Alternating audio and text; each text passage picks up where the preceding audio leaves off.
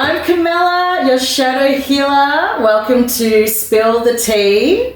I'm a shadow healer and worker. Is that the word? Worker? Healer? Healer. Whatever. Yeah, we'll do healer.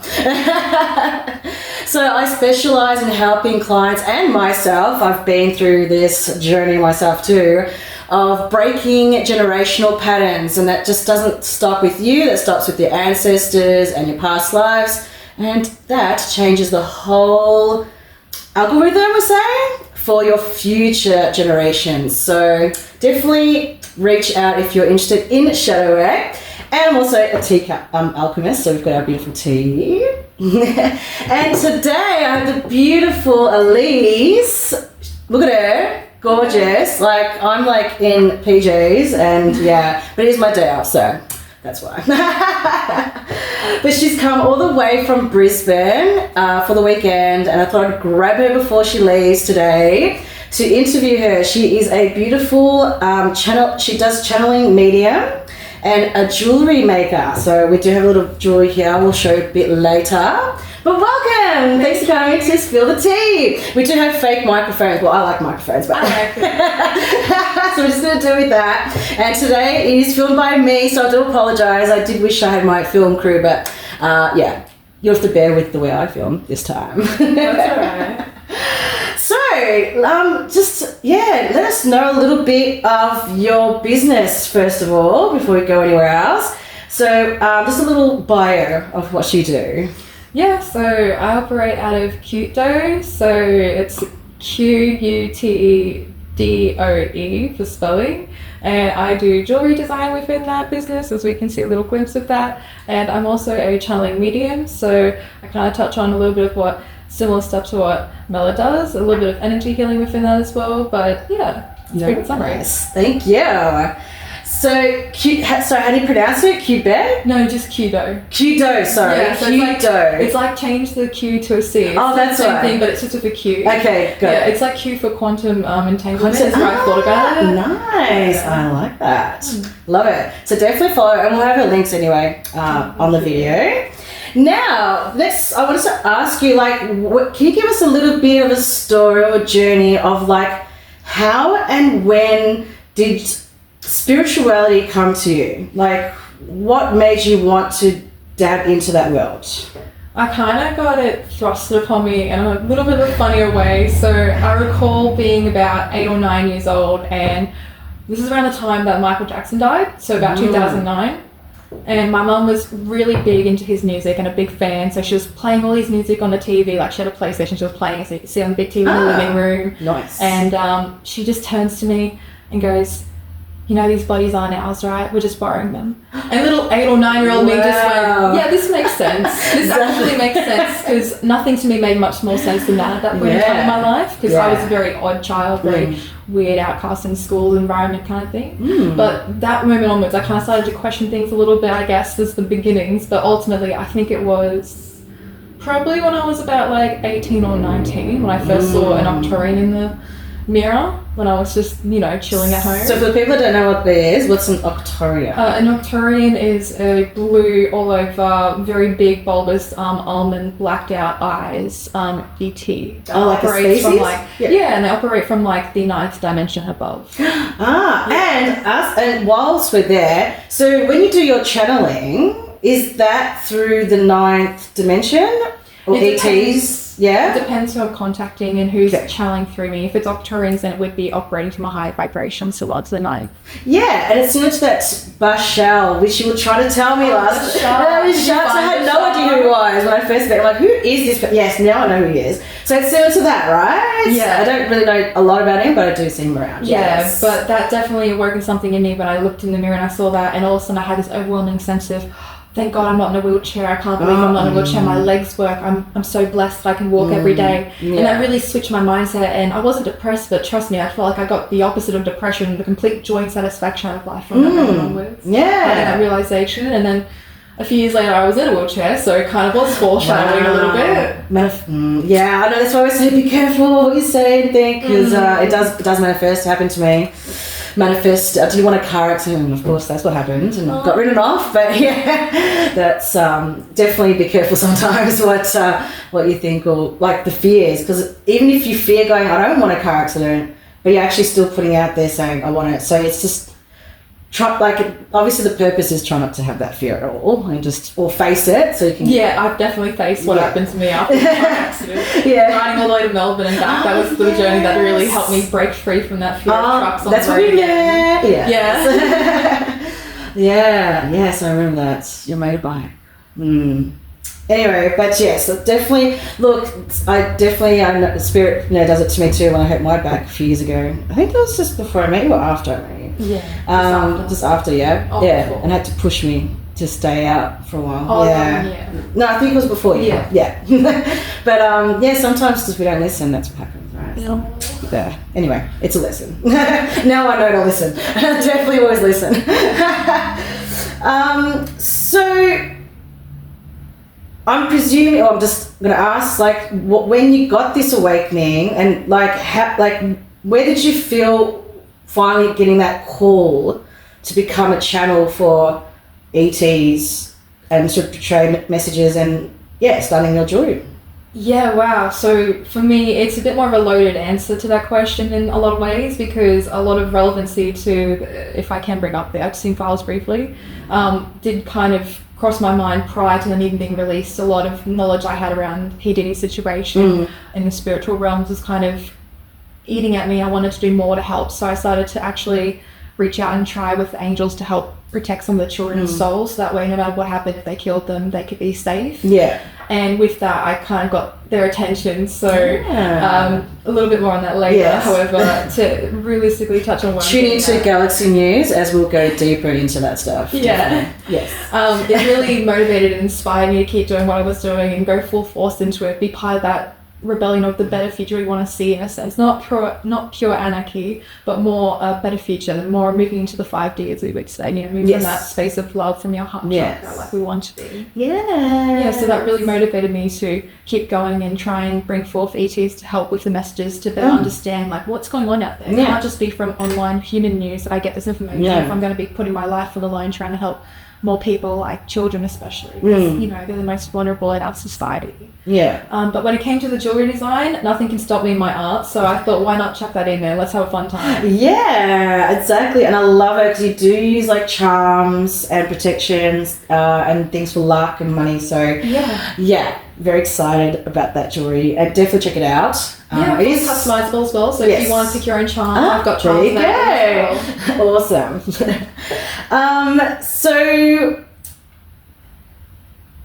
I kind of went to that, talked about it. But do you want to give us a little bit more information about like your jewelry, as in kind of also like why did you design it this way? So for this particular piece, I wanted protection to be a very prominent thing throughout it. So I have the cross as a main symbol, as we all recognize that as a main symbol of protection. I've got Mother Nature's protection as well with the leaf.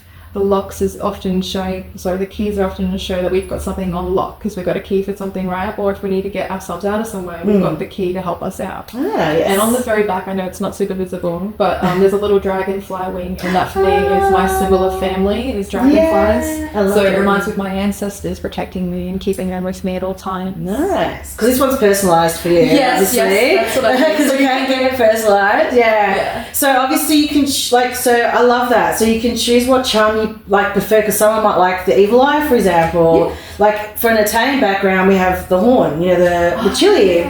So, and then there's other cultures. So I'm not sure, but I'm pretty sure with other cultures as well, like Hindu and all that stuff too. They might have other symbols. So that is a really cool idea. I love that, and it's like a personalized charm, which is amazing. So, which I love, because we always need protection. We always do need protection, even though you might say, "Oh, but I don't believe in it. I don't attract it."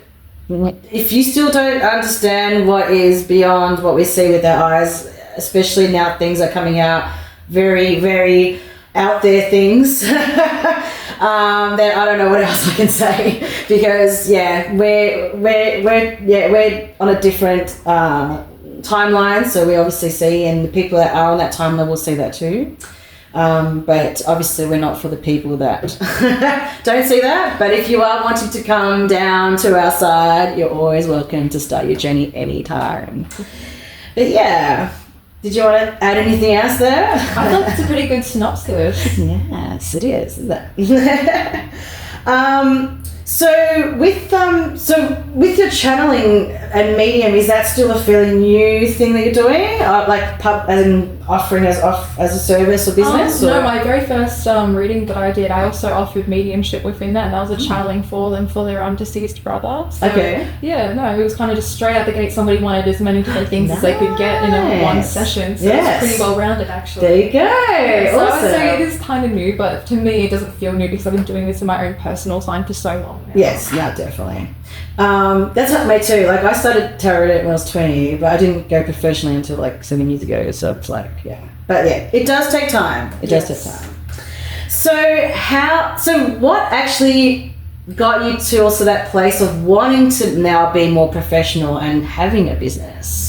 Well, my dad, he honestly was flogging me like a dead horse, being like, so when are you going to start your business? When are you going to start your business? When are you going to start your business? Because it wasn't a matter of if you will, it was a matter of when. And that guy just knew. Nice. So I think I finally was just cracking a little bit under that pressure of just, you know what, I'd rather try and have failed than not have tried at all. Yes! Oh my God! I always say this to my people, my clients. I've done probably videos a million times saying this.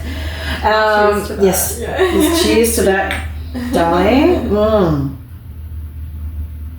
So I got that realization one day walking through a cemetery, and I just looked at a grave and I thought, if I died today, would I want to die like with regrets or at least still try it? So love that. Good. So how are you finding it? Do you like being a businesswoman? Yeah, I definitely feel like it's a little bit closer to my calling. I like being the boss, and that's a bit of a problem in some other businesses where you're not meant to be the boss. Exactly.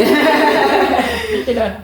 But yeah, exactly. I love the hours. I get up and do what I want. Yeah, I like being able to wake up at like 4 a.m, not be able to go back to bed and just start doing business stuff. Yes, that's that. See, we're on the everyone always tells me off that I'm messaging them at 5 or 6 in the morning. And I'm like, I've already been up for like 2 hours. What are you talking about? Like my midday is like my 4 o'clock in the afternoon. Yeah. So it's just like, definitely get it. I've already done everything by 8 o'clock. But it's good because that's actually, I actually read about it. I don't know if you've heard of this too.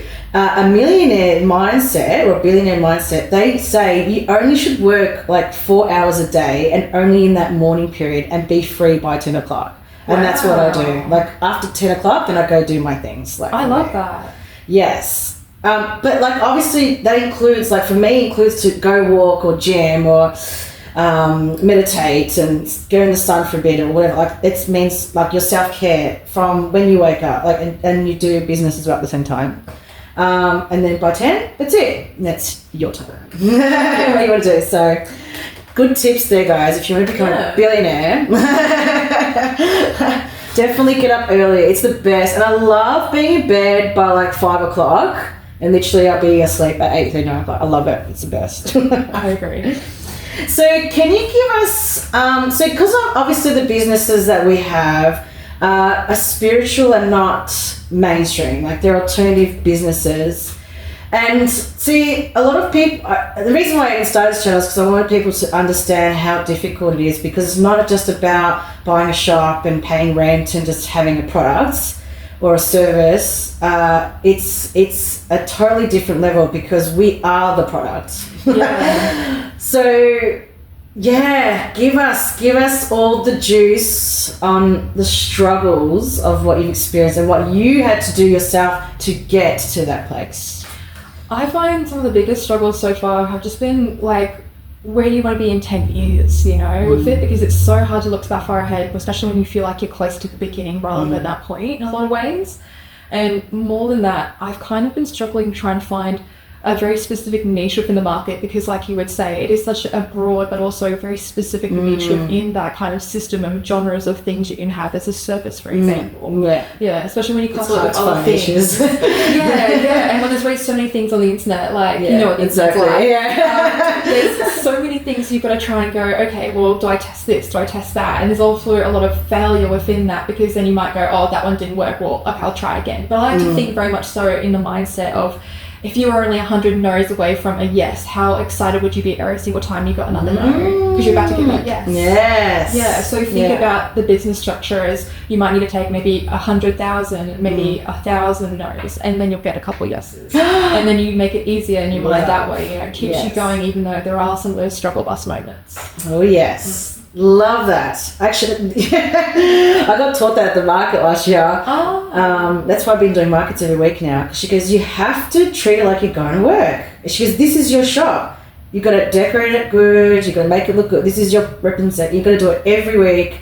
She goes, even if you don't make any money, that is how you get your brand out. Yeah. And it's same with the failings, everything. Yeah. So yes, love. Yeah. So I'm just going to go off track a bit here now. Can you tell us like what motivates you to keep going, or like what is a tool or something that you use that can help others to, when they feel like giving up, to keep going? I find that there's always another ancestor watching you who would be so distraught if you left sooner than your time. And there's always one. There's always one. People can't say like, oh, I'm not close to my family. There's always someone in my side who's going, please take care of yourself. I'm trying to look out for you in certain ways. So that's a big motivator in that scene, because depression's a real thing, of course. Within that, the whole continue and keep going, no matter what with the shortcomings, and what motivates me the most, I would say, would be just exactly that. Who wants to fail after not trying? That's easy to do. Anyone can do that, because they're not putting any effort. You go, yeah, I fail, right? Exactly. I'd rather have put in a lot of effort and then see how far I've come in my own personal development, even if I failed at the business side of it. Yes. And that can be a huge motivator, because it helps you grow so much more as a person. You know that you've had to go out of your way and make yourself a brand and build, you'd hope for an empire, but something like that in our society especially, it's a lot of hard work. So it is really motivating in a way in which it's like, well, how much better can I do than past me? Yes. Because past me wouldn't have done this, but I know now that I'm at that point, new past me. So we're going to keep being better and keep being better to make the new past me better each time. That's right. Level up every time. Level up. And like you said, my business is my daughter. That's my child. Yeah. And that's why I call her Silver, because I always wanted to call my daughter Silver. That was the name. Oh, that's a beautiful name. So I've seen her grow, and she's been a teenager too, in a terrible twos.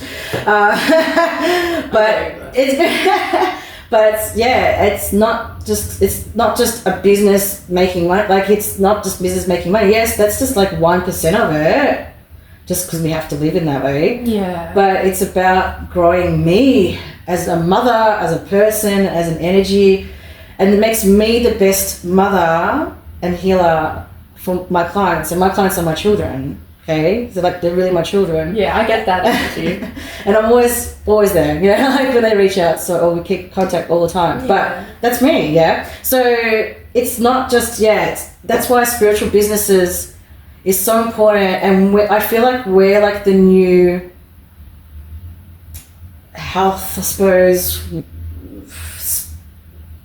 mental health, I don't know, system. This is going to be the new systems.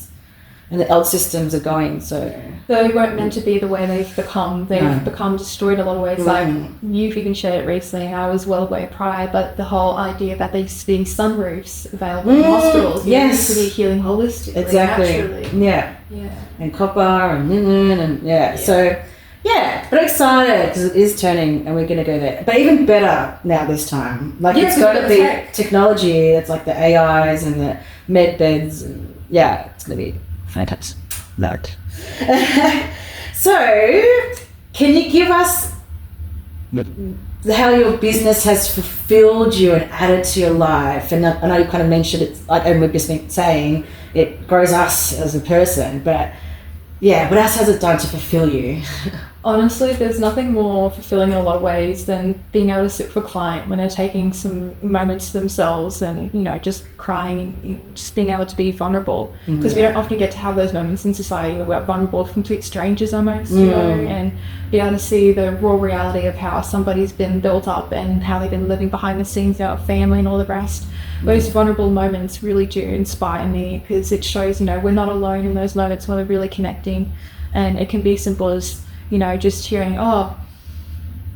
there's an estimate of the card saying, about a week's time, there'll be roughly a chance of what you're hoping for coming true. Or maybe it's hearing those final words from somebody on the other side that they didn't get to hear before it all happened, Yeah. So lots of stuff like that really strongly resonates with me, and it really kind of has me in that position, I would say. Yeah. Where it's like, why wouldn't I want to keep doing this? It's just the joy of seeing the smiles on their faces from those readings and those healing moments and everything else in between as well. It's just also touching. And I really find that because also my day job is very similar in a different way. But reading is very much like that. You have to be very vulnerable, open people, and I love that and I need that. So I find this job's perfect for that. Or this role, I guess I should say. I don't feel like calling it like I hate saying work as well, because I don't like that word. It's not even that. I guess because we've demonized the word. Yeah. I don't know what else to say though, because people don't understand. Like, I'm just going to heal. Maybe I should say I'm healing. Yeah, I'm going healing. After healing. Yeah, exactly. Because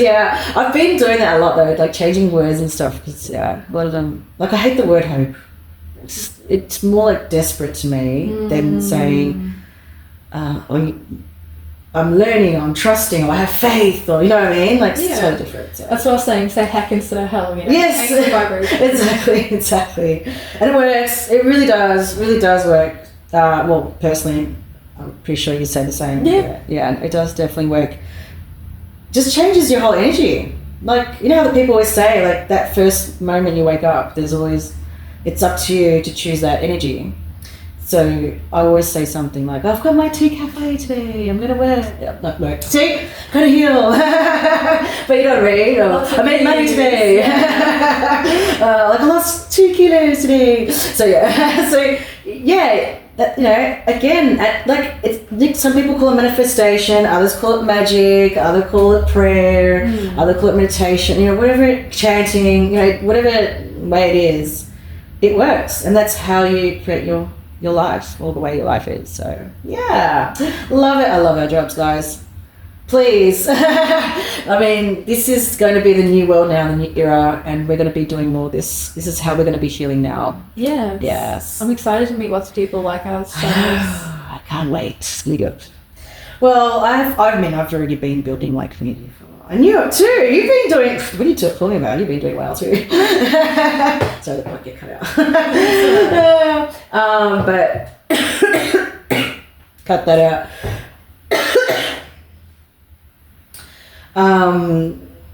But that's what we're doing. We're building communities that learn from our energy, and then when they learn from us, then they learn to then teach others as well. So it's a what do you call it, trifecta? Is that what it is? Or a butterfly effect. Butterfly effect. Thank you. So it's not just you. You're doing it for everyone and the earth. So last question. What would be one advice you would give someone that wants to start a spiritual business? Whoa. Have pure intention with it ultimately, because then you can't fail. That's how I went into it, was just thinking I want to do better for everyone, myself included. So no matter what, I can't really fail, because I'll at least help someone, if not myself. Love. Corny, but no, it's amazing. No, it's great, because it is. Like, you have to get out of the whole just for making money. That's it. It's not. That's just the matrix we're stuck. Correct. Correct. So all right. Well, I love this. Thank you so much. No, thank you. For coming and beautiful tea. Safe flight home and the beautiful tea. Thank you. And we'll have a sip. I will have your beautiful details below. You want to tell your details again, how they can reach you and stuff? You can reach me on TikTok at Cute Dough. That's QUTEDOUGH. DOE, and it's the same for my Facebook page. Nice. And follow and like and buy. And about your teas? Yes, and my teas. Obviously, I've got links again. Will be all on there as well. I'm still working on my shop. It's coming. So at the moment, it's just DMing me, and obviously my details in Instagram is silver_empress_. And the same for my tea shop, silver_empress_tea_cafe. Hope to see you there. And follow me on YouTube, where we'll have heaps of people coming in, beautiful healers, talking about their spiritual businesses, the ups and downs, the joys, and the process and the journey. And spreading the news. Well, not the news, but spreading the joy. And my new little side channel of Galaxy News, where we'll be talking more deep. If you like to hear about more out there woo-woo, and I don't like saying woo-woo anymore because it's not woo-woo, it's reality, it's real. It is. News from the galaxy. Stay tuned for that. And Elyse will be my first guest. So fun. Exciting. See you guys. See you soon. Bye. Om jag var sådär. Okay. How'd you go? Not too bad. I had a little bit of nerves.